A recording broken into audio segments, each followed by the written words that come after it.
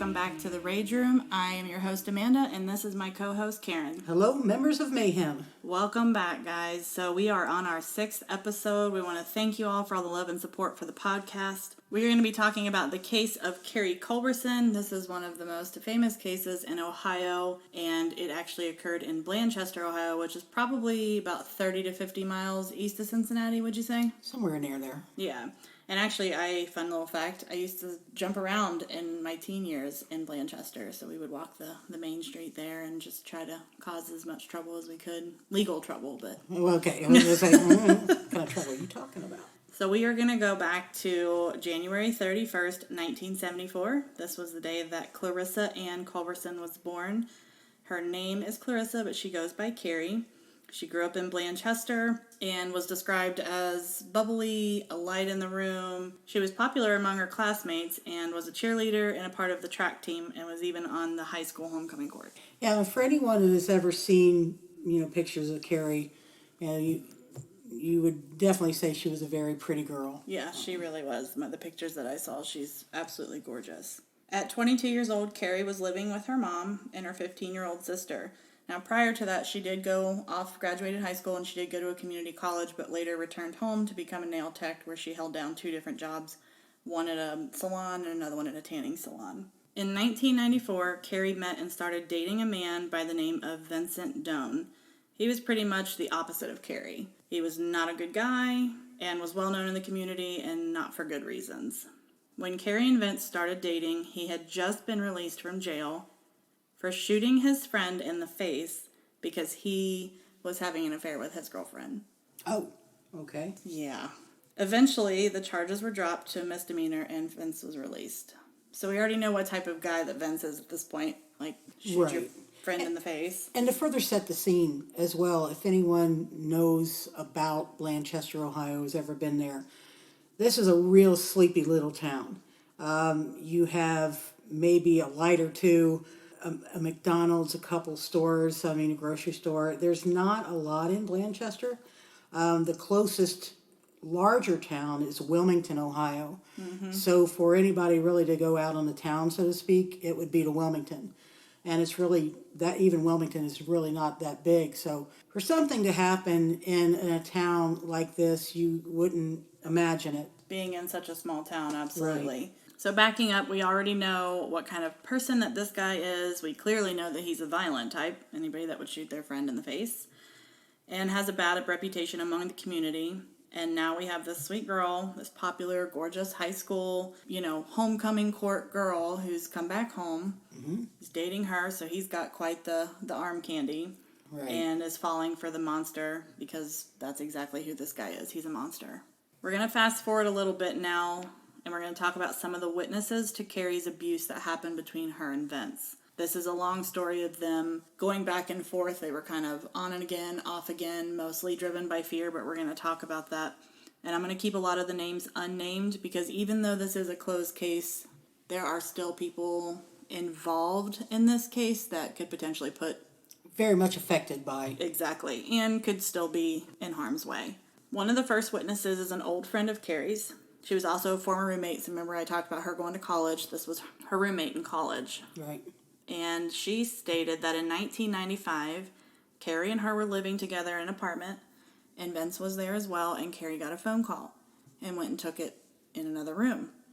That's when she sees Vince there, and he gets another phone in the kitchen and starts listening in. You know how you could pick up the old phones and just barely lift the trigger and listen in real quietly?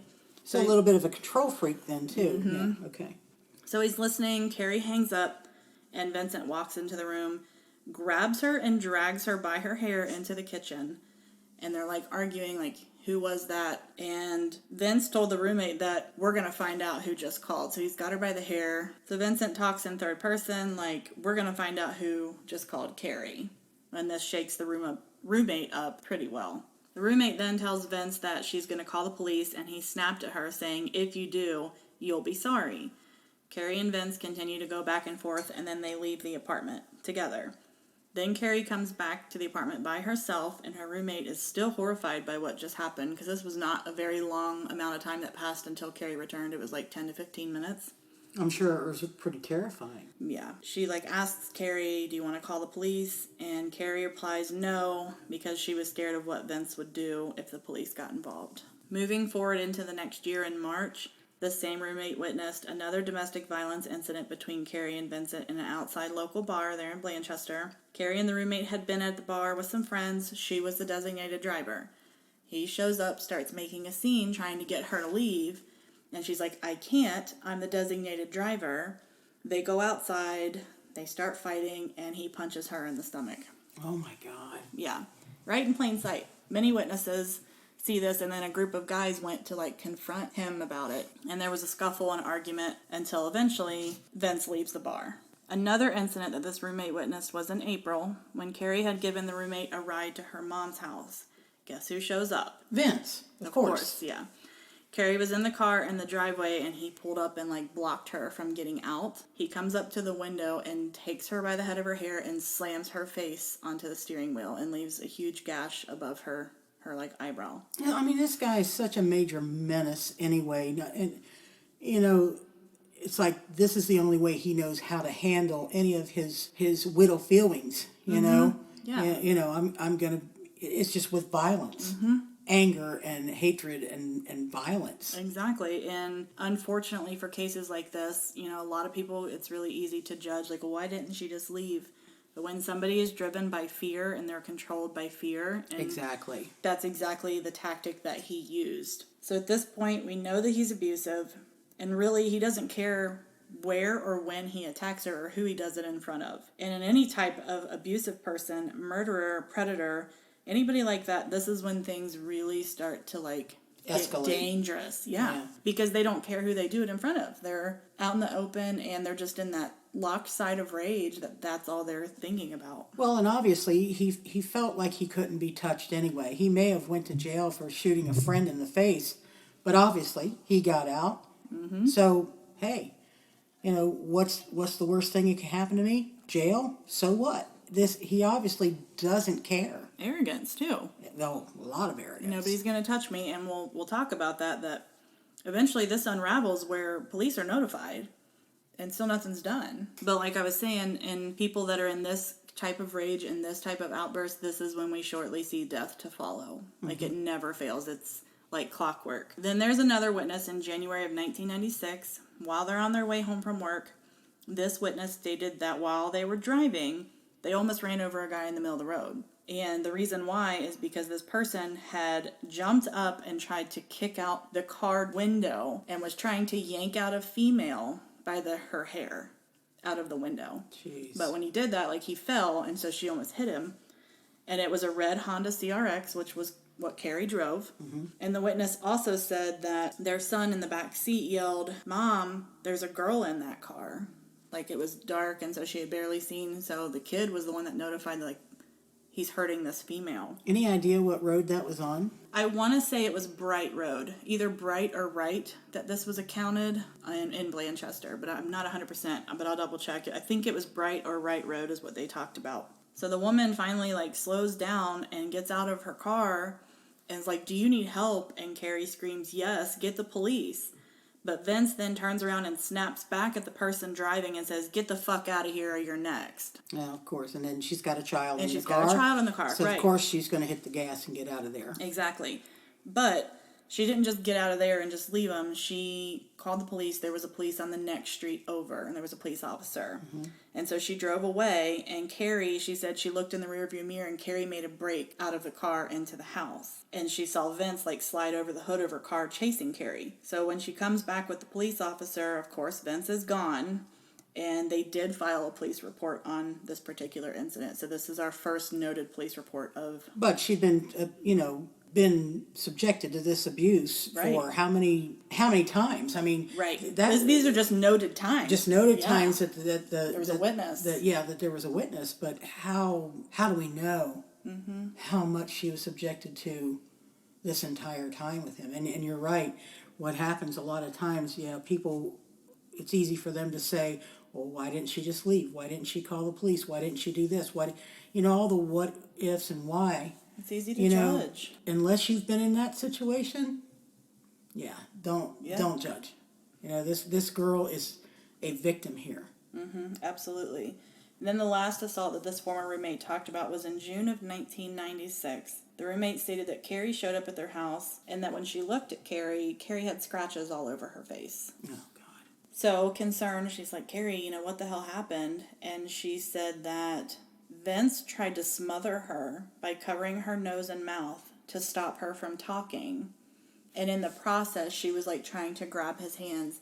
And I don't know if anybody's ever had acrylic nails, but the force that it takes to break acrylic nails off, she was clawing at her own face to breathe. Oh, my God. Yeah. She was fearing for her life at this point. Yeah, she's fight or flight at this point. She was fighting. So she 100%. knew he was capable right then and there of killing her. Just to keep her from talking. Just to, like, stop talking. I'm done listening to you talking, and tried to smother her. The owner of the salon, hair salon, nail salon, stated that she saw Carrie with black eyes on several different occasions, and even though she noticed these black eyes, she didn't confront her at first because she was still a new employee. She didn't want to, like, pry into her personal life just yet. They weren't super close. But when Carrie showed up at the salon one day to get a new full set of nails, she noticed all of the scratches on Carrie's face and asked her what happened. Carrie told her that she must have had allergies and scratched her face while she was sleeping. But her boss said, I know you're lying. Like, that's not a thing. That didn't add up. Yeah, and that she didn't believe her. Carrie then breaks down and tells her what really happened about the story of Vince trying to suffocate her. And her boss is like, are you trying to tell me that Vince tried to suffocate you? And Carrie said no, and, kind of hem-hawed around the subject, and that he didn't know what he was doing, and it's fine. Okay.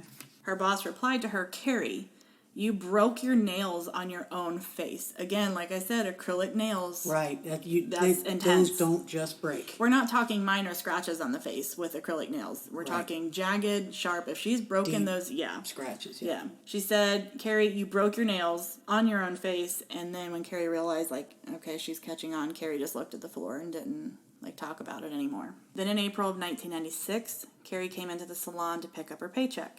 As soon as she walks in, the customer who's getting her hair done by the owner says, oh my God.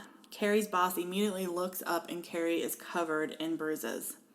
She immediately grabs Carrie and shuffles her to a private room and asks her, what the hell happened? Carrie was covered in bruises, scratches, and she said that her and Vince had gotten into a fight after the Jeep ran out of gas, and Vince had slammed her head against the pavement. Jesus. Carrie was bruised all over her face, her arms, her neck, and her back. So to me, that tells me more than he just slammed her face into the pavement. He beat her. Right. For the Jeep running out of gas. She also said that when she tried to hug her to comfort her, Carrie was like, I can't. She was too sore. Wow. Finally, her boss asks her, Carrie, when are you going to have enough of this? She doesn't really respond. She just kind of shuts it down. Well, after so much of it, you are trapped, or you feel trapped. I can't even imagine how trapped Carrie felt. You can't go to the police. You can't go to your family for fear that something might happen to her family. I mean...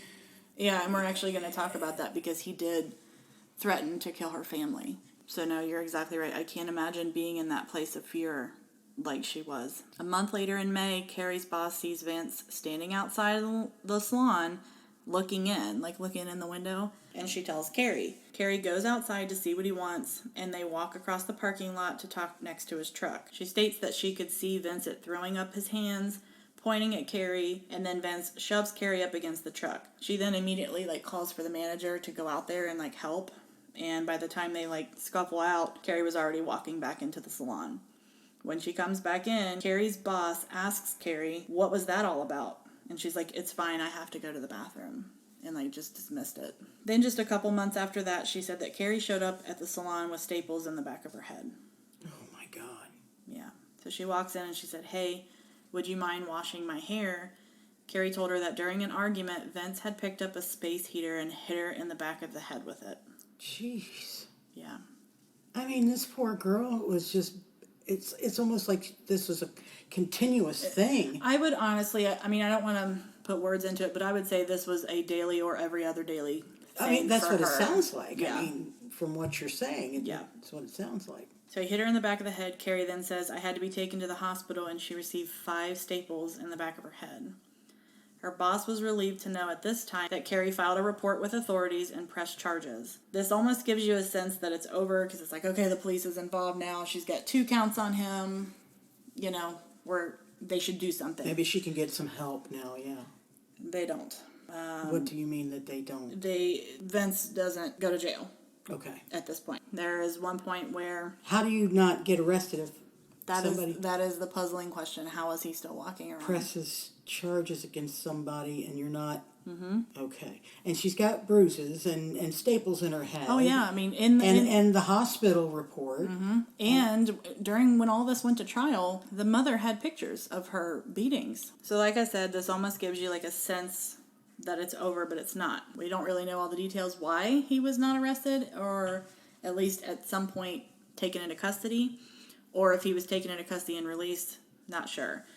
Because people like Vince, they don't know how to quit. They're relentless and will use whatever tactic to win back their prize or their property. And I truly believe that's what he pictured Carrie as. He saw her as his, yes. Mm-hmm. Less than a month later, Carrie showed up at a wedding reception. This was after she had been hit in the head with a heater. And her boss was there, and in walks Carrie with Vince together. Her boss was like taken back when she first saw it, and finally worked up the nerve to go up to her and be like, "What on earth are you doing? Why are you with him?" And Carrie just slightly turned to her and said, "It's easier this way." Mm. She was so afraid. Mm-hmm.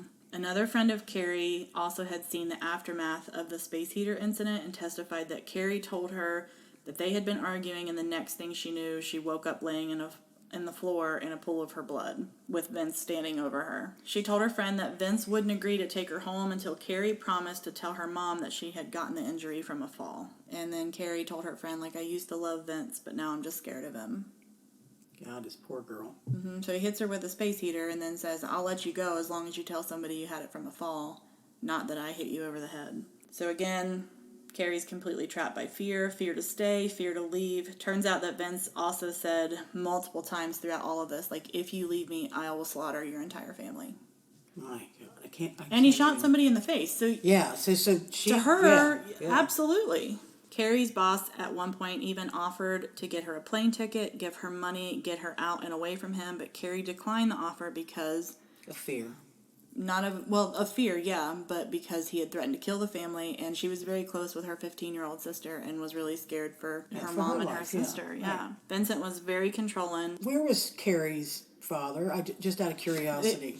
They were divorced. Okay. So mom and dad are divorced. So dad's not even in the picture. I don't know if he's not in the picture, but there really wasn't much on any of the reports where he's even in the picture talking about Carrie. I don't want to say that he's not in the picture because he very well could be, but the parents were divorced, so okay. None of the storylines really talk much about him. Vincent was also so controlling that he would call her work 2 times every day before she showed up, and then 2 times after she got there, so keeping that time clock, right? Right. And I've been there. Mm-hmm. I had somebody clock me on my way home from work, and if I was more than a minute or 2 minutes late, my phone was buzzing. Oh, no. Yeah. Mm-hmm. No, ma'am. Coworkers even described him as being, like, calm and polite when he would call, like, "Oh, is Carrie there?" Like, super nice. I'm like, "Oh, well, of course. Yeah. Then things take a wild turn, as if they're not wild enough. They take a wild turn on the 26th of August, 1996.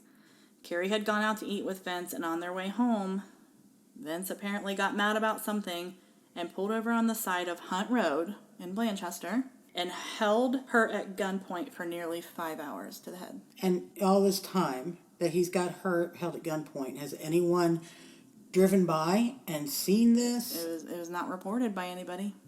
Jeez. Like I said, Blanchester's a small town, but it's a busy town. I mean, people are going to be driving. Right. But held her at gunpoint for almost 5 hours. Mm-hmm. Wow.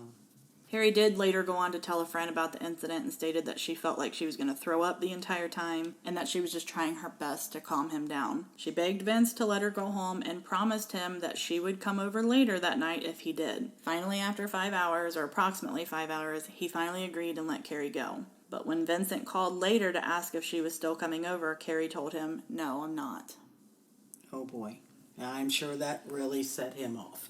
He told her that if you did not come over right now, he would come over and kill her entire family. And she just drops it. So again, he's trying to control, like, if you don't do this, I'm going to slaughter everybody. But she stood her done? ground. She stood her ground there. The next day, Carrie goes to the tanning bed to tan. This is where she works, so you get those kind of perks. And she goes back to the tanning room, and Vince shows up. He goes up to the front, and he says, I don't know why that fucking bitch needs to tan. We laid out in the sun all day Sunday. Look, I'm still burned. Jesus. I mean, he is obsessed. Uh-huh, yeah. Well, he's timing her at work, for one. He is just obsessed. Uh-huh. So all of that's going on. He's in the front. He's yelling, screaming, I don't know why she needs to tan. Carrie ended up going outside with Vince for a few minutes before they both left in separate vehicles. So I guess she had to go calm things down enough to where he's not going to explode. This was the day before everything changes. The day after that, around 7 p.m., Carrie is at a volleyball game with her friends when Vince shows up, naturally, because God forbid she do anything without him, and of course he makes a scene. So immediately he pulls her away from her friends. They start arguing. 3 of Carrie's friends testify that they saw Vince shaking her because he was so mad, but he ends up leaving. After the volleyball game, Carrie goes out to the local bar with her friends, and around 9 p.m., Vince shows up again and confronts her. It's like he follows and stalks her everywhere she goes. There's no other way to explain it rather than stalking, because nobody would be able to keep that kind of tabs unless you're watching at all times. Right. He comes into the bar, they begin arguing, and friends testified that he took off in the parking lot in his black Ford Mustang, driving erratically. So throughout all of this, Carrie reported abuse to the police at least 3 times, but Vince was never actually arrested or charged until the space heater incident that left the staples in her head. Okay. In fact, during one of the incidents, Vince even inadvertently hit her mother. Say what? Mm-hmm. And Carrie and Deborah also reported that to the police, but yet he was not in jail and hadn't done any time for these assaults. And Deborah is her mother? Deborah's her mother. Okay. Mm-hmm. Carrie must have known things were going to get pretty bad this night that they're at the bar, because when they all leave to go home on August 27th, 1996, the day before Carrie's disappearance, she makes her friends drive by Vincent's house twice to make sure he's home. So all we know right now is that she had pending charges. He was going to have to appear before the court for the space heater incident. We also know that Carrie is no longer listening to him as much. She's starting to shut it down. And now she's in a potential space of we need to check to make sure he's home. So something's... I don't know if it's a gut feeling or if he had said something, but she definitely is worried at this point. Soon after Carrie is dropped off, a neighbor testifies that Carrie's car started backing out of the driveway down the street with the lights off. Carrie's family says Carrie has no reason to do that. She was 22 years old. We treat her as an adult. She didn't need to turn her lights off. They believe that this was when Carrie was taken against her will. I see. Mm-hmm. Now, so her friends dropped her off, correct? Yes. And from my understanding of what I've seen on the case, that the night she disappeared, her friends dropped her off. Mm-hmm. She was going toward the house, walking, through the yard to the front door. And there was an actual neighbor, wasn't there, that actually witnessed Vince showing up at her house and arguing with her in the yard. And when the neighbor went to go get her husband... Yes, you are correct, but it's a different time. That's a different time. Yeah. Okay. So it's all on the same night, but this is when Carrie is first getting home, okay? What you're talking about is that after her car is back down the street, okay, a neighbor sees them arguing in a yard.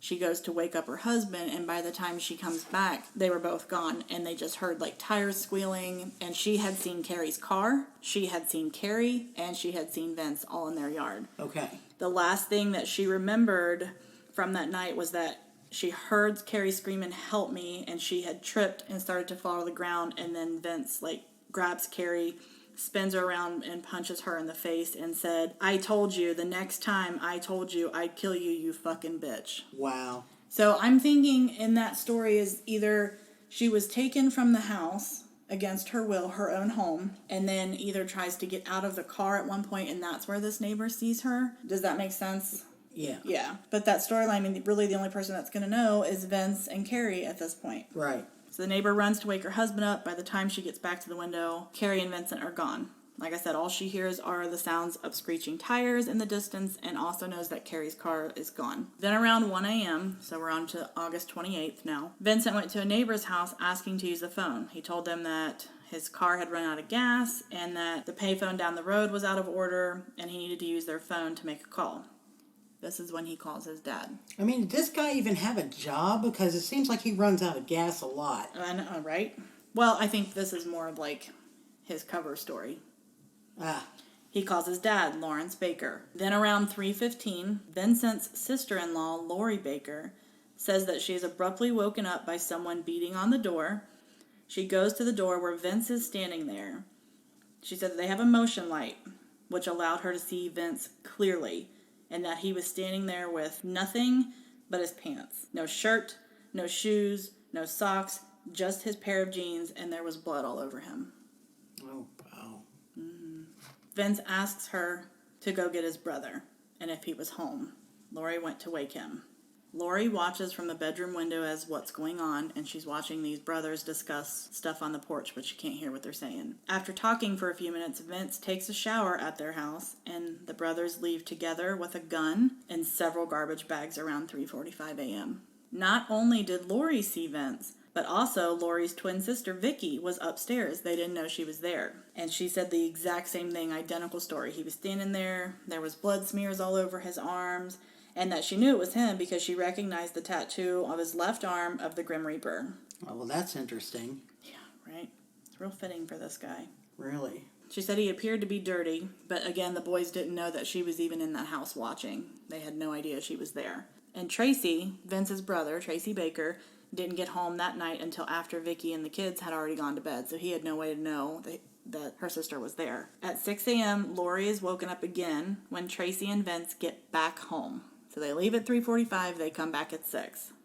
She testified that both of the brothers had blood all over their clothes and witnesses Tracy wiping blood off of his boots. Both of the brothers took a shower, and Tracy told Lori to wash all of their clothes, and if anyone asks, that she hadn't seen him since 2:30 a.m. Oh, Lord. I mean, you come home and you ask your wife, wash me and my brother's bloody clothes. As if this isn't suspicious enough. Yeah. Then around 6:30, Vince leaves their house, gets in his Mustang, and goes to work. Tracy tells Lori, get this, the police will be coming today. Get rid of the marijuana that they had been growing. Oh, okay. So he already knows. Like, you don't expect the police unless you know something's about to go on. Right. So something's gone on.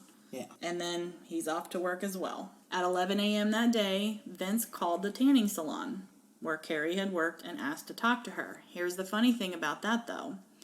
He told the person who answered the phone that he was on his lunch break and he just wanted to say hello to her. But Vince never called that early. She was due at 2 p.m. And he was very right, so he had built his alibi basically for years, calling at this time, and now this has changed his normal. Vince never called the salon again, just that one time. Around 11:30 a.m., Lori Baker, Tracy's wife, testified that Vince called her and told her that someone was wanting to buy his Mustang and that he has to go out and clean it up first. Oh, my goodness.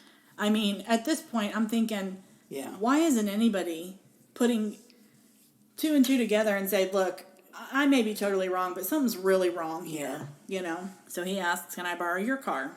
So she goes for it. Yep, go ahead, take my car. Then a little after 12 o'clock in the afternoon, Vince goes to one of his friend's house, Robert Shelton. He was making small talk about his truck that he had for sale.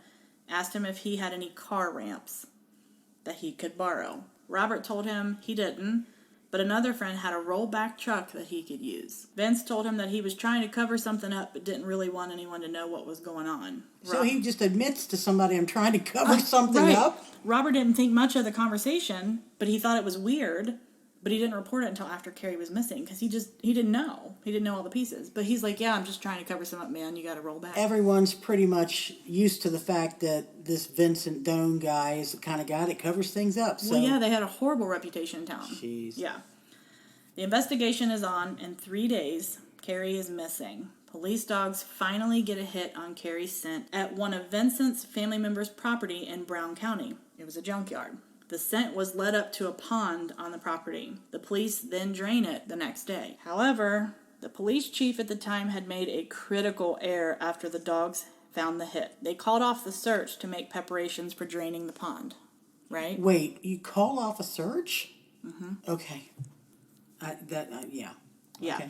So they call it off. So they're prepping to drain this pond. They're like, this pond. Everybody stop the search. We're going to drain this pond and we're going to search it tomorrow. Okay. They do that. But, however, he made a critical error and left the pond unattended for a full 24 hours overnight. So he's made this decision. Call off the search. Call off the search.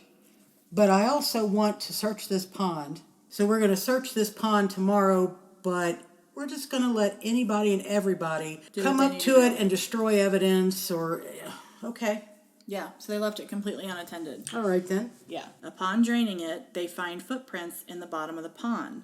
And looking into forensics, prints left in the bottom of a body of water like this are only there for 12 to 16 hours before they're muddled back over. So they're pretty fresh. Yeah. So fresh prints. So that tells me that something was there. Nobody just walks into a random pond. So it tells me somebody went in there for a reason, especially if the dogs hit Right. on this area. Not to mention it gave whoever was working all of this, and I'm sure there are multiple people involved in this case, gave them the perfect opportunity to remove anything that would have been related to that case, whether it was weapon, body, car. I mean, it could be anything. I don't think it was a car because there was no car tracks, but still, there was a critical piece of information in that pond. Right. 9 days after her disappearance, more than 300 volunteers spent the weekend searching for Carrie and her car. So not only is Carrie missing, her car is missing. The Culberson family offered $10,000 reward for information leading to an arrest. But the searches didn't find anything, and to date, no one has come forward. Rumors began to fly around this small town, as they do.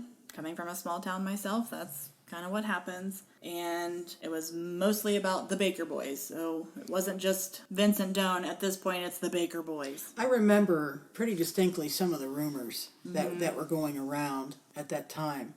You know, listening to the different news reports when this case was going on and when Carrie had disappeared. There were, rumors that Vincent had a lion and that they fed Carrie's body to a lion. There was so much stuff going around. And in, like you said, in small towns, this stuff, I mean, it just catches like wildfire. Exactly. And that was one of the theories that popped up, that the family that had the junkyard, they did in fact have a lion that guarded the junkyard. And so that was one of the rumors, that they had killed her and fed her to the lion. Another theory, and I watched an interview with Deborah, Carrie's mom, where she specifically said that people were talking about her being dismembered by a chainsaw while she was still alive. Jesus. I can't imagine being her mom and hearing that. Yeah, she said, all I can picture is just Carrie's flesh flying everywhere. And I'm like, oh my God. You know what I mean? Like, this poor woman. Yeah. Carrie's family did end up suing the police department for leaving the pond unattended before they drained it. And they believe that Carrie's body was there since there was a hit from the dogs. However, 24 hours is a lot of time to hide and move evidence. Like I said, the family was awarded, and I believe it was $3 million, roughly.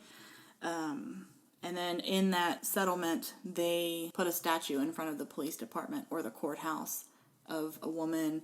And then there's all these stepping stones, too, that leads up to the woman. And they each say, like, justice, like all of the things that women have to go through. That's actually, I believe, in front of, if I'm not mistaken, in front of the Clinton County courthouse. I couldn't remember if it was the police station or the courthouse. But yeah, that was her memorial. Vincent Doan, this was widely talked about because here's the crazy part. Most of the time, and you'll know this too, you have to build up this case of evidence to prove that there was a murder. Right. Vincent Doan was found guilty and sent to life in prison without the possibility of parole. And there was never a body submitted into evidence. And that's almost unheard of. It really is. It happens. Mm-hmm. But it is extremely rare to be able to convict someone of murder without a body. Without a body. Or a weapon. But it sounds to me like there was enough evidence, with his behavior and all the witnessing to how he would beat her, hospital reports, that would give them probable cause to believe that he actually did kill her. Yeah, and they did use a lot of those pictures and reports and all of these witnesses that testified against him, like, this is the only thing that happened. Now, there was some talk. They had people who testified saying they picked up Carrie on the side of the road outside of Williamsburg, that this person looked identical to Carrie and that she was disheveled, and said that her car had broken down in Maysville. That lead went nowhere. There were people that said that they had seen her on the side of the road or crying at a gas station with a bag. Like, there was a lot of people that, quote unquote, came forward saying they had spotted Carrie, which I'm sure is even harder on the family at this point. Oh, absolutely. But yes, this case is widely talked about to this day because he was found guilty without the body. Also, side note, this doesn't really make anything okay, but it did make me feel like a little bit of karma bit him in the ass. While he's in prison, he enrolled in this Prisoners for Dogs, or, working with these dogs, and he was working with either a German Shepherd or a German Malinois. There's footage on YouTube. Please go check it out because he deserves everything that he got in this incident. This German Shepherd turns on him and bites his nose off, and it's all on film. Yeah, well, yeah, it's too bad that's all he got. That's what I'm saying. It's not enough. It never will be enough, but it's just like that little, like a chef's kiss. That's what you get. And the family is like, yeah, a person can tell that a person's evil, and yeah, dogs know. So karma snuck in a little karma by herself. However, he did end up suing the police for it and ended up getting $7,500. Can you imagine that? So No. You're convicted of murder. You have put a family through absolute hell. You have taken away one of their loved ones, never to be seen again, and they don't even have the closure of having her body to bury her, give her, Lay her to rest. to have any closure, lay her to rest. And you have the audacity to sue The prison system. the prison, because the dog bit your widow nose. And what's he going to do with that money anyway? He's in prison for life. What's he going to buy all the Cheetos he wants at the... what are those places called? Where you get, like the little in-house... Commissary? Commissary, yeah. I guess, whatever.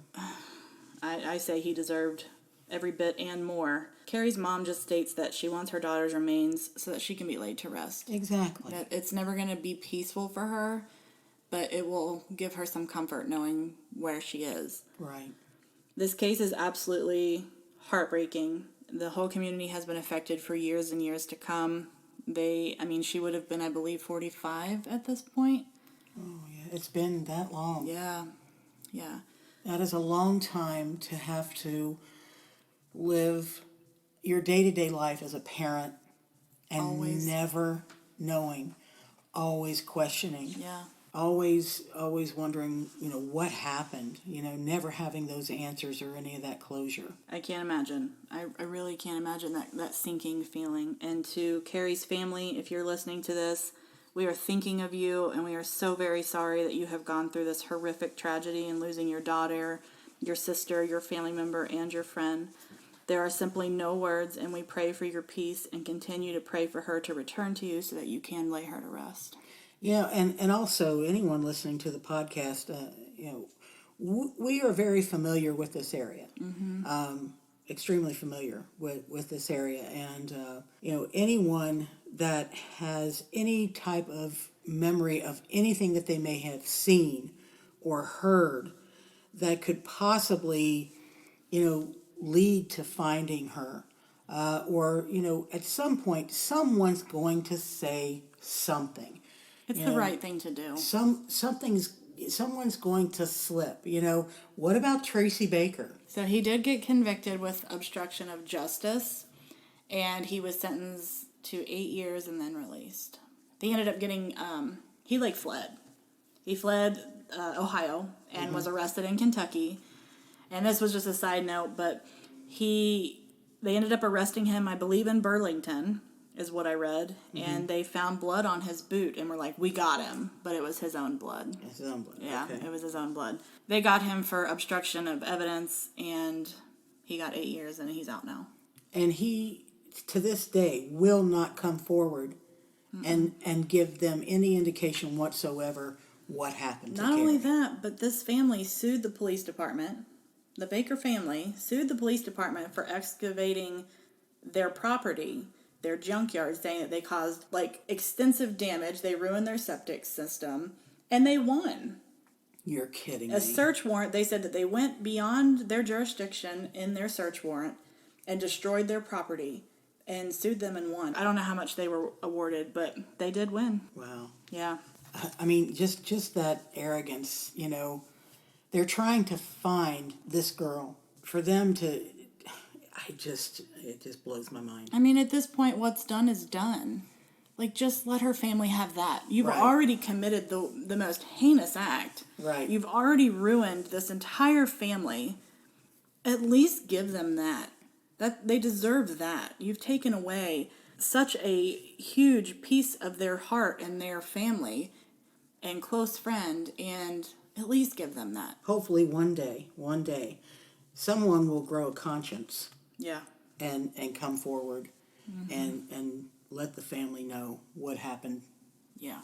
To this day, Carrie's body's never been found, and she is presumed dead, but her family is still fighting to locate her remains. Carrie Ann Culberson was 5'2", 122 pounds, with brown hair and brown eyes. She had 2 tattoos, one of a sun on her inner right calf and one of a daisy on her right hip. She was last seen wearing a gray sweatshirt, cut-off blue jean shorts, and Adidas flip-flops. Carrie's car has also never been found. It was a red 1989 Honda CRX with Ohio license of ROL402. If you have any information about the disappearance of Carrie Culberson, please contact the Brown County Sheriff's Department at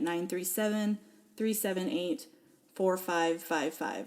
Please come forward if you guys know anything, have any kind of details. Hopefully we can get this family some closure. So that is today's case, guys. It is a tragic one. Unfortunately, this family is still looking for closure, so please call if you have any information and want to come forward. You can also look it up on YouTube, get pictures, try to get as much information as you can if you want to know more about this case. I think they actually did an episode of Unsolved Mysteries. Did they? On this case. Yeah, I'm pretty sure that they did. So Okay. Yeah, check that out too, guys. And we want to thank you for all the love and support and messages that y'all have sent us.